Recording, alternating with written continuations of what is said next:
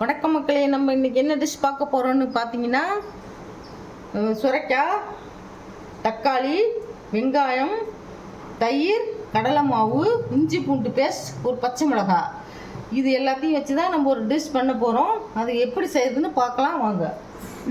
இப்போ பாருங்கள், நான் வாங்கிட்டு வந்த பிஞ்சு சுரைக்காய் தான். அது 1/2 கிலோ சுரைக்காய். அது வந்து இவ்வளோ கணத்துக்கு, 1/2 இன்ச்சு கணத்துக்கு இந்த மாதிரி வெட்டி ரவுண்டாக வெட்டி வச்சுக்கணும். இந்த வெட்டின சுரைக்காயை, இப்போ சீவின சுரைக்காயை ஒரு பாத்திரத்தில் போட்டு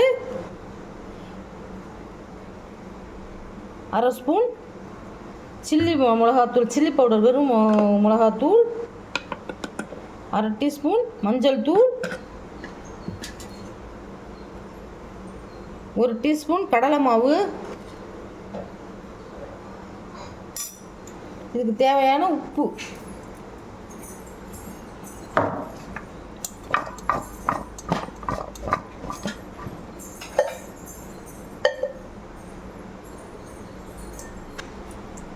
தண்ணி தெளிச்சுக்கணும். இப்படி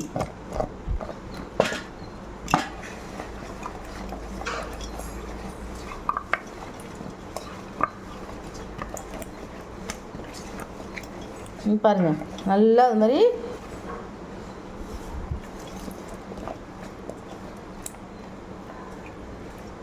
இந்த சுரைக்காயெல்லாம் நல்லா இந்த மசாலா, நம்ம கடல மாவு, மிளகாத்தூள், உப்பு, இதெல்லாம் நல்லா அந்த மாதிரி இந்த மசாலாலாம் நல்லா கோட்டாயிடணும். இதில் நல்லா பிடிச்சிருக்கு பாருங்க. இப்படி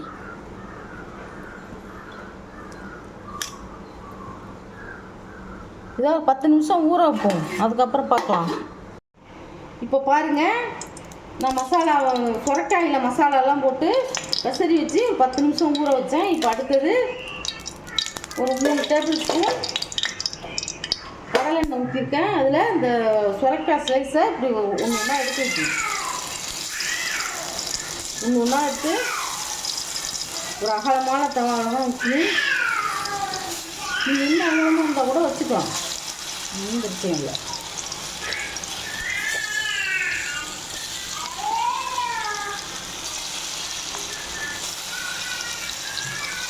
எல்லா சுரைக்காயும் இந்த மாதிரி அடிச்சுட்டு நல்லா எண்ணெயில் வேகட்டும்.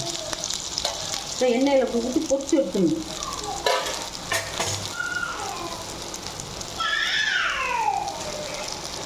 பற்றி மூடி போட்டுடலாம்.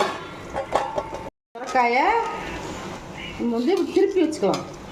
திருப்பி போட்டு வேகுது. ஃபுல் ஃப்ளேம் வச்சுக்கோங்க. இப்போ எப்படி ஒட்டாமல் வருது.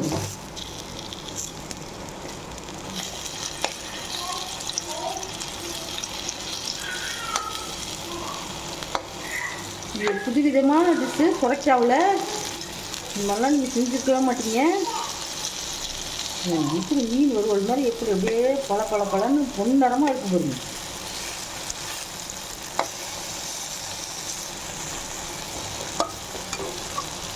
எண்ணெய் ஊற்றி வச்ச சுரைக்காலாம் எப்படி நல்லா வெந்துட்டு வருது. இப்படி வெந்துட்டு வரும். இதை தட்டில் நம்ம எடுத்துக்கலாம்.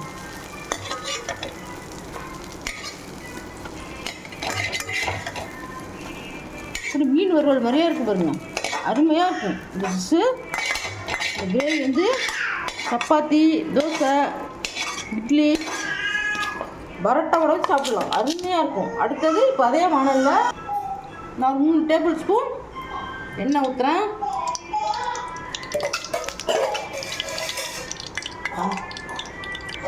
இப்போ பாருங்கள், எண்ணெய் காஞ்சிருச்சு. 1 ஸ்பூன் சீரகம், 1 ஸ்பூன் சோம்பு, 1 பச்சை மிளகாய், 1 கொத்து கருவேப்பிலை, 1 பெரிய சைஸ் வெங்காயம்,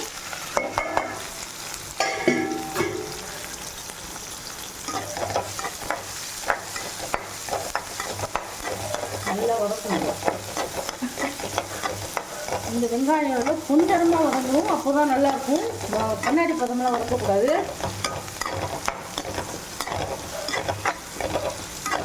நல்லா பொன்னமாக வதங்கணும்.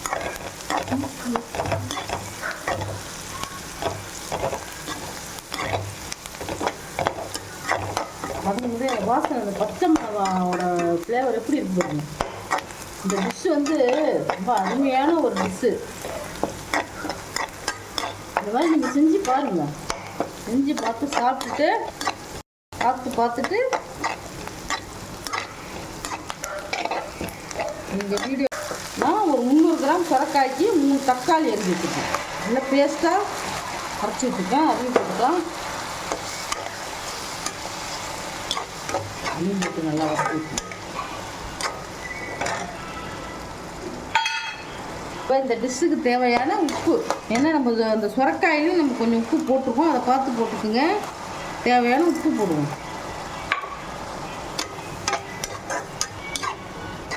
இந்த சப்பாத்திக்கெலாம் அருமையாக இருக்கும். நம்ம சப்பாத்தி குருமா அதுவும் தேவைன்னா வீட்டில் இருக்கிற பொருளை வச்சு செய்யலாம்.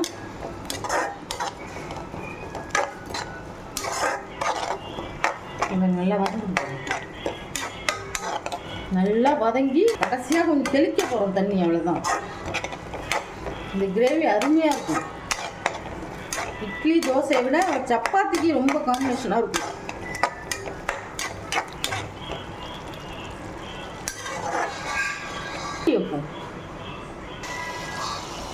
இங்கே பாருங்க, நல்லா எண்ணெய் பிரிஞ்சு வந்துருச்சு பாருங்க. இப்போ நல்லா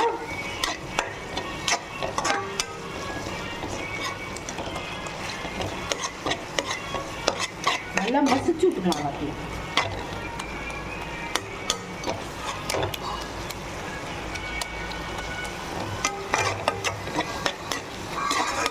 நல்லா எண்ணெய் பிரிஞ்சு வந்துருச்சு பாருங்க. இப்போ நம்ம வந்து சுரைக்காவில் ஏற்கனவே வந்து காரம் போட்டிருக்கோம். அதனால் இதுக்கு பார்த்து எவ்வளோ தேவையோ, உங்களுக்கு எவ்வளோ அந்த சுரைக்காய் இருக்கோ அதுக்கு தகுந்த மாதிரி காரம் போட்டுக்கோங்க. நான் ஒரு 1/2 டீஸ்பூன் போடுறேன். 1/2 டீஸ்பூன் சில்லி பவுடர் தான் போடுறேன். தனி மிளகாத்தூள் தான் அந்த டிஷ்ஷுக்கு நல்லாயிருக்கும். அடுத்தது 1 டீஸ்பூன் மல்லி போடுறேன். 1/4 டீஸ்பூன் மஞ்சள்தூள் போடுறேன். அதையும் போட்டு நல்லா வதக்கிக்கலாம்.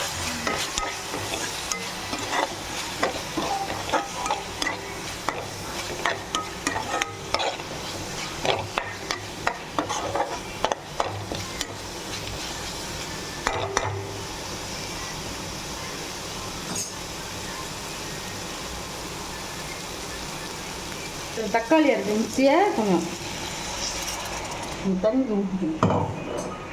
ஒரு 1/4 டம்ளர். ஏன் தண்ணி கொஞ்சமாக ஊற்றுறோன்னா அந்த மசாலாலாம் ஒரு தப்பில் கொதிக்கணும், பச்சை வாசனை போக கொதிக்கணும். கொதிச்சு எண்ணெய் பிரிஞ்சு வரும்.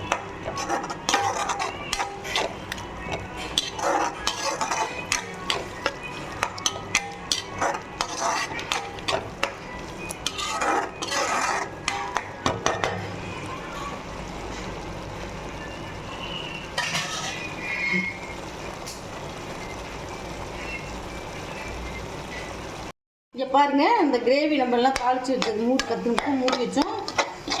எப்படி நல்லா தொக்கு மாதிரி ஆகிடுச்சு பாருங்கள். இந்த ஸ்டேஜில் தான் வச்சுருக்குறேன்.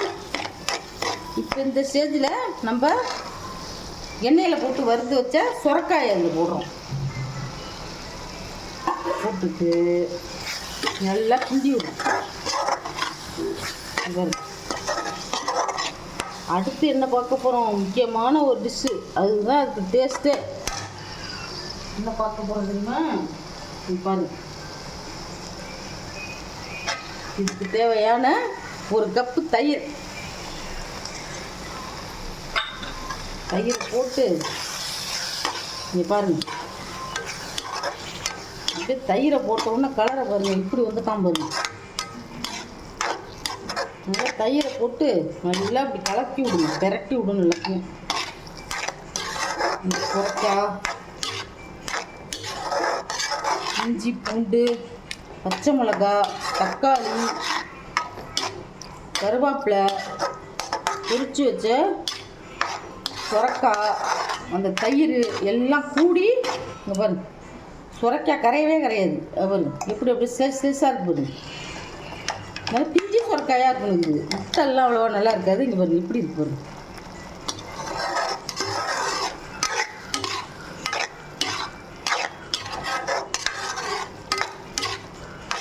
உப்பு டேஸ்ட்டு பார்த்து போட்டுக்கோங்க. பாருங்க, இது ரொம்ப ரொம்ப ஒரு புதுமையான சுரக்காய் டிஷ் இது. நீங்களும் வச்சு அசத்துங்க. இப்படி இருக்கட்டும். அடுத்தது பாருங்கள், ரெடி ஆகிடுச்சு. மல்லித்தழை தூவி நான் அடுப்பு ஆஃப் பண்ணிடுறேன். மல்லித்தழை தூவி ஒரு பெரட்டணும். இதை ஏன் பொரிச்சு போடணும் அப்படின்னு கேட்டிங்கன்னா, நம்ம சும்மா அரிஞ்சு போட்டு குழம்பு வச்சோம்னா அது ஒரு டேஸ்ட்டாக இருக்கும். இப்படி பொரிச்சு போட்டோம்னா அது ஒரு டேஸ்ட்டாக, அது எண்ணெயிலே வெந்துடுதுல, அது சாப்பிட்டோம்னா அது ஒரு டேஸ்ட்டாக இருக்கும். அதுக்கு தான் நம்ம பொரிச்சு போடுறோம். இங்கே பாருங்கள் எப்படி இருக்கு பாருங்கள். இதை சாதத்துலேயும் போட்டு சாப்பிட்லாம். தயிர் சாதத்துக்கு அருமையாக இருக்கும். மற்றபடி சப்பாத்திக்கு ரொம்ப அருமையாக இருக்கும். சப்பாத்திக்கு நல்லா இந்த டிஷ்ஷு செஞ்சோன்னா நல்லாயிருக்கும். இப்போ பாருங்கள், இதே மாதிரி நீங்களும் செஞ்சு அசத்துங்க. இதை நாங்கள் வீடியோவாக போட்டிருக்கோம் எங்கள் சேனலில் சப்ஸ்கிரைப் பண்ணுங்கள். தேங்க்யூ, பாய்.